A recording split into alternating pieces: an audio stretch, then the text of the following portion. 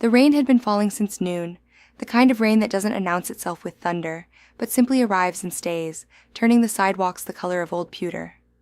I had ducked into the tailor shop on Marrow Street not because I needed anything mended, but because the awning was wide and the bell above the door looked like it hadn't rung in years, and I wanted to be somewhere that felt like it was waiting for something too. The shop smelled of chalk dust and machine oil, and bolts of fabric leaned against the walls like tired soldiers. Behind the counter, in a pool of yellow lamplight, sat an old woman. She could have been 80, she could have been older. Her hands were the kind that told you everything about a person before their mouth did. Knuckles swollen from decades of small, precise work, veins raised like the roots of a tree that had grown too long in one place. She wore a cardigan the color of weak tea, buttoned wrong by one hole, and her hair was pinned up in a way that suggested she had done it from memory, rather than by looking in a mirror. She did not look up when the bell rang. She was threading a needle. I watched her do it, because there was nothing else to do, and because there is something almost unbearably intimate about watching someone perform a task they have performed 10,000 times before. She held the needle up to the lamp, the thread pinched between two fingers, licked the end of it once, and guided it through the eye on the first try, without hesitation, without the squinting and cursing that I would have done. It looked less like a skill and more like a kind of forgiveness. The thread finally allowed to become what it was always going to become. "You're wet," she said, not as a question. "It's raining," I said, which was a stupid thing to say, but she didn't seem to mind stupid things. "Sit," she said, and gestured with her chin toward a stool near the counter, the kind with a cracked vinyl seat that had been repaired with the same practical thread she now held. I sat. I don't know why I sat. I had somewhere to be. I always had somewhere to be. That was the entire shape of my life at the time, a series of somewheres strung together with no time in between them. But I sat on that stool and watched an old woman thread a needle in the rainlight, and something in my chest loosened like a knot finally given enough slack. "You look like my son," she said. I said nothing, because what do you say to that? "Not in the face," she went on, holding the needle now against a piece of gray wool, beginning to stitch a hem with small, even motions, in the shoulders, the way you're holding them. Like you're bracing for someone to hit you and you're trying to look like it wouldn't hurt if they did. "I didn't know shoulders could say that much," I said. "Shoulders say everything," she said. "Mouths lie. Shoulders don't know how." The rain went on outside. A truck passed, throwing up a wake of gray water. She kept stitching, and I kept sitting, and after a while she asked me why I looked like that. And I told her the truth, which was that my father had died 4 months ago, and I hadn't cried yet, not once, not at the funeral, not in the car, not lying awake at 3 a.m. doing the math on how many more times I would have called him if I'd known, and I didn't understand what was wrong with me, why the tears wouldn't come, why I felt like a house with all the furniture removed, but the walls still painted the same, still standing, still pretending to be a home. She didn't say she was sorry for my loss. She didn't say he was in a better place. She didn't say time heals, or he wouldn't want you to be sad, or any of the small paper boats that people set afloat on the ocean of someone else's grief, expecting them to carry the weight. She said, "You want to know the one thing no one says." "What one thing?" "The thing about grief. Nobody says it because it sounds cruel, and people are so afraid of sounding cruel that they'd rather say nothing true at all." I remember the needle going in and out of the wool, the small sound it made, a sound like a clock that had learned patience. "Go on then," I said. "Say the cruel thing." She tied off the thread, bit it clean with her back teeth, the way women of a certain generation do without ever seeming to lose a tooth for it, and she looked at me, really looked, the way almost no one looks at almost anyone anymore, and she said, "Grief doesn't end because you love them enough. It ends because you get tired of carrying it the way you were carrying it, and you find a new way to carry it, a way that fits under your arm instead of across your whole back. And you feel guilty about that. You will feel guilty about that for the rest of your life. Nobody tells you that the guilt doesn't mean you love them any less. It means you're alive, and the alive have to keep moving, and the moving looks like betrayal even when it isn't." I sat with that for a long moment. Outside someone laughed, sudden and bright, the way laughter sounds obscene during rain, during grief, during anything that wants quiet.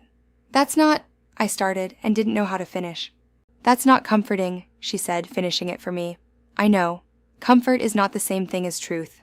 Most people give you comfort because they don't trust you to survive the truth. I'm old enough now not to care whether you survive it. You will, or you won't. Either way, you deserve to hear it." "Did someone tell you that?" I asked. "When you needed it?" She smiled then, and it was not a kind smile, not exactly, but it was an honest one, which felt like something rarer. "No," she said. I worked it out myself, over 40 years, and I would have traded 10 of those years to have known it on day 1 instead of year 40. That's why I tell it to strangers who come in out of the rain. It's the only inheritance I have that costs me nothing to give away. Her name was Helena. She told me this only after I asked, and even then she said it the way you'd hand someone a coin you didn't much need. Freely, but without ceremony. She had come to this country, she said, when she was 19, with a suitcase and a sewing machine that her mother had insisted she take, even though it added 40 pounds to what she could carry, because her mother had said, a woman who can sew can always eat, even in a country that doesn't want her. Was she right? I asked. She was right about the eating, Helena said. She was wrong about the wanting.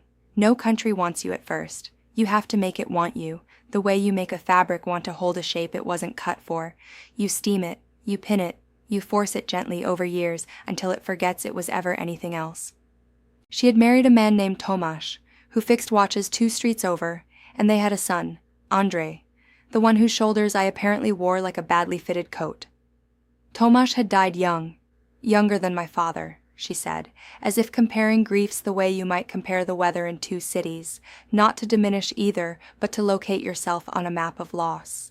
Andrei had grown, had moved away, had a life now in a city she named, but which meant nothing to me, and called on Sundays, mostly, when he remembered, and she did not resent the mostly, because she said resentment was a coat 2 sizes too small, cutting into you at the armpits, and she had long ago decided she would rather go without a coat than wear one that hurt to move in. You talk about grief like it's clothing, I said. It is, she said, threading another needle, a smaller one this time, for something delicate. You don't get to choose whether you wear it. You only get to choose how it's tailored. Some people never get it altered. They wear the grief exactly as it was handed to them the day it happened, stiff and ill-fitting for the rest of their lives, and they wonder why they can't move their arms properly, why they can't reach for anything new. Other people take it to someone, a friend, a god, a bottle, a stranger in a tailor shop, and get it taken in, taken up, made wearable. It's still the same grief. It still covers the same wound. But you can lift your arms in it. You can reach for someone else while wearing it. I want to tell you that I cried right there, in the shop, on the cracked vinyl stool, and that it was a great catharsis, a movie moment, rain outside and tears inside, some kind of symmetry the universe owed me.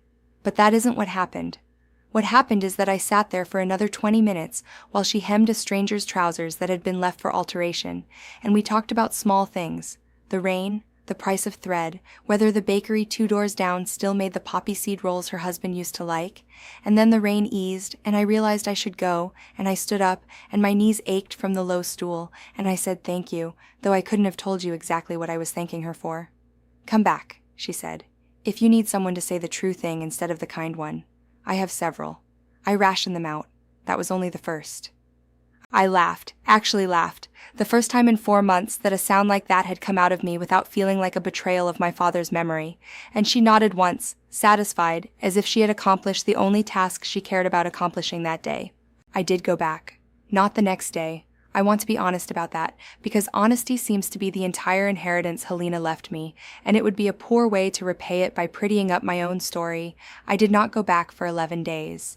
11 days in which I went to work and answered emails and ate food that tasted like wet cardboard and lay awake doing the arithmetic of my father's absence, counting all the days I would live without him against the days I had lived with him, a ledger that would never balance no matter how long I lived, because the second column only grew and the first was fixed forever at 61 years, 4 months, and, as it turned out, 6 days more than I'd known when I said goodbye to him in a hospital hallway with fluorescent lights that made everyone look like they were already ghosts.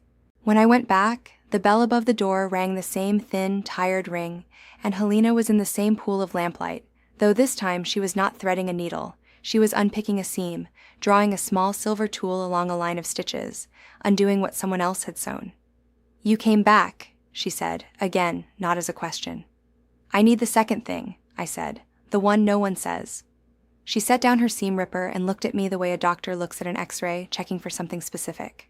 "You haven't cried yet," she said. I hadn't told her that. I was certain I hadn't told her that. But she said it as fact, and I did not correct her, because she was right, and there seemed to be no point pretending otherwise to a woman who had already, in 11 days, apparently diagnosed the shape of the thing sitting in my chest like a stone swallowed whole. "No," I admitted. Do you know why? I thought that's what you were going to tell me.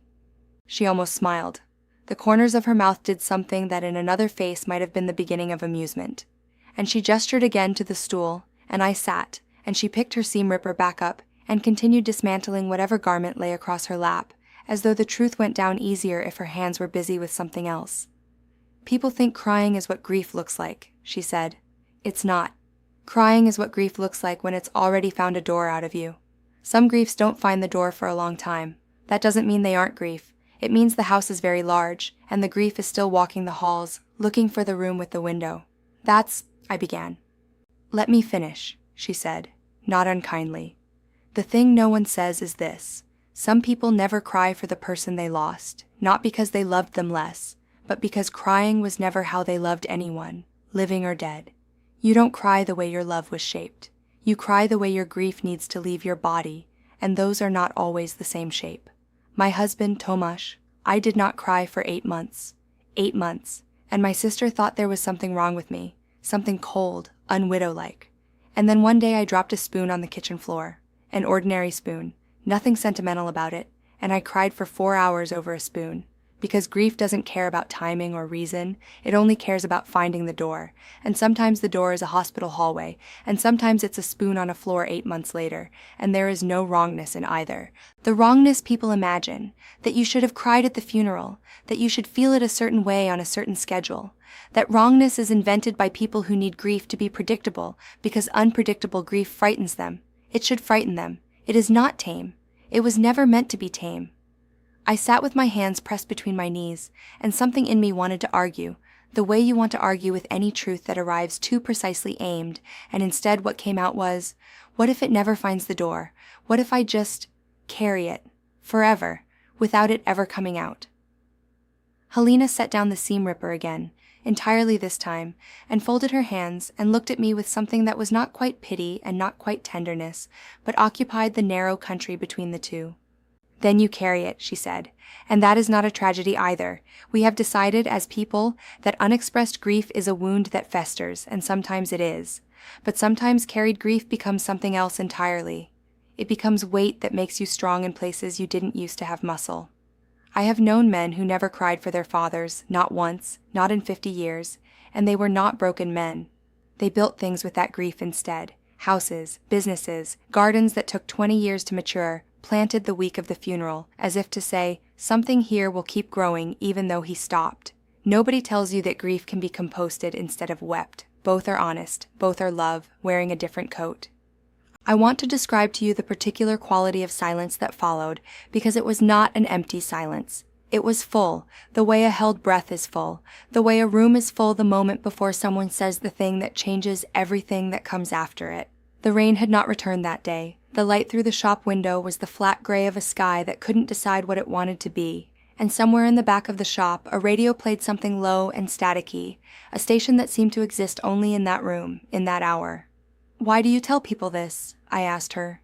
Strangers. Why not just hem their trousers and let them go? Helena picked the seam ripper back up, drew it once more through a stitch, and the thread gave way with a sound so small I almost missed it. Because someone hemmed my grief for me once, she said, in a manner of speaking, not with kindness, with truth, delivered plainly, the way you'd tell someone the water was too hot before they got in. I was 31. My mother had just died, an ocean away, and I couldn't go to the funeral, no money, a new baby, a husband who worked 6 days, and I sat in this very shop, at this very counter, though it belonged to a different woman then, a woman named Ruth, who took me on as an apprentice, and I told Ruth I felt like the worst daughter alive, that a good daughter would have found the money, would have gone, and Ruth did not tell me it was all right, or that my mother would have understood, or any of the soft nothings people hand each other like tissues. She said, "You will feel like the worst daughter alive for the rest of your life, and that feeling will never fully leave, and it is not a fair feeling, and fairness has nothing to do with love." And I hated her for saying it. I hated her for years, quietly, the way you hate someone who hands you a mirror when you wanted a blanket. And then I got older, and I understood that the mirror was the greater kindness, because it let me see my own face clearly enough to eventually forgive what I saw there. The blanket would only have kept me warm while I stayed exactly as broken as I already was. I think of that afternoon often now, more than I think of almost anything else from that entire year, which was on paper a year of considerable events. A promotion I didn't want, an apartment I moved out of, a relationship that ended not with a fight, but with a long exhale, as if both of us had simply run out of reasons to keep holding a shape that no longer fit us. None of those events returned to me with the clarity of that tailor shop, that lamp, that old woman's hands moving with the certainty of someone performing the one task in the world she had never once had reason to doubt herself in. I went back a third time, in early spring, months after my father's death, on a day that had nothing wrong with it at all, no rain, no particular sorrow, just an ordinary Tuesday with an ordinary sky, because I found that I wanted to see her the way you want to see anyone who has told you something true, the way truth creates its own gravity, and you find yourself orbiting the person who gave it to you even after the immediate crisis has passed. The shop was different that day. The lamp was off. A younger woman I didn't recognize sat behind the counter, doing paperwork rather than sewing, and the bolts of fabric had been rearranged, and there was a smell of fresh paint underneath the old smell of chalk and oil, as if someone had recently tried to cover something over. "I'm looking for Helena," I said. The younger woman looked up, and something crossed her face that I recognized immediately, because I had been wearing that same something on my own face 4 months earlier, in a hospital hallway with fluorescent lights. "She passed in February," the woman said. "Pneumonia. It was fast, at least. She didn't suffer long. I'm her niece. I'm keeping the shop open through the summer, then I think we'll close it. Neither of us sews the way she did." I stood there in the doorway with the bell still faintly ringing above me, and I felt something in my chest do a thing it had not done in 4 months and 11 days, and however many days had passed since, I felt it crack, not violently, but the way ice cracks on a pond in the exact moment the temperature turns, a sound almost too quiet to notice, except that you had been listening for it the entire winter. "Did she—" I started, and didn't know what I was asking. Did she suffer? Did she know? Did she leave anything?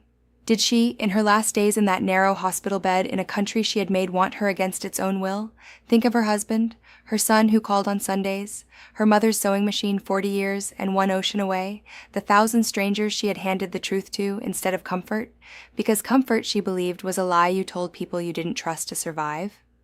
She talked about her son a lot, the niece said, softening, perhaps recognizing that I was one of the strangers, one of the many who had sat on that cracked vinyl stool, and left changed in some way too private to explain to a woman doing paperwork on an ordinary Tuesday. And she said something near the end that I didn't understand at the time. She said, "Tell them the thread was never really about the needle." I asked her what that meant, and the niece shrugged, apologetic, the way you apologize for a language you don't speak fluently, even though it was your own aunt's. "I don't know," she said. I thought maybe it was the fever talking. But I knew. I think I had known since that first rainy afternoon, watching her hands do the same motion 10,000 times over, and only now, standing in a shop that no longer smelled entirely of her, did I let myself understand it fully. The needle was never the point. The needle was just the excuse, the reason for a stranger to sit down, the reason for hands to be busy while a mouth said something true. The thread was the truth itself. The plain, unbeautiful, occasionally cruel thread of things no one else would tell you, pulled taut and even through the fabric of whatever you'd brought in to be mended. She had spent 40 years threading needles in that lamplight, and every single time, what she was really doing was stitching something honest into people who had walked in soaked through, not from rain, but from the specific loneliness of grieving in a world too frightened of grief's true shape to look at it directly. I did cry, eventually. Not that day in the shop doorway, though something in me came close, but 3 weeks later, on an ordinary evening, over an object every bit as unremarkable as Helena's spoon. My father's reading glasses, found in a box I'd been meaning to sort for months, folded exactly the way he always folded them, one arm tucked under the other like a man crossing his own arms in his sleep. I cried for a long time, longer than seemed proportionate to a pair of glasses, and I did not feel ashamed of the delay, or of the smallness of the object that finally opened the door, because I understood, finally, what she had meant. Grief doesn't arrive on schedule. It finds its own door, in its own house, in its own time, and no amount of waiting by the wrong door will make it come out any faster. I think about her often, threading that needle in the lamplight, the rain outside, the small definite sound of thread pulled through fabric that had learned, over long practice, to accept a shape it hadn't chosen, I think about the difference between comfort and truth, and how rarely we're given the second, and how much we need it anyway, the way a body needs the cold water it's afraid of. I never learned to sew. I don't know that I ever will, but I have started, in small ways, to say the true things instead of the kind ones, to the people who come to me soaked through from whatever rain they've been walking in. Not cruelly, I hope, but plainly, the way you'd tell someone the water was too hot before they got in. It is, I think, the only inheritance I have that costs me nothing to give away. Somewhere, I imagine, there is another shop, another lamp, another old woman or old man, or someone not old at all, sitting with a needle and a length of thread, waiting for someone to come in out of the rain, not to have anything mended, but to finally hear, from a stranger who has nothing to lose by saying it, the one thing that everyone they love has been too afraid to tell them.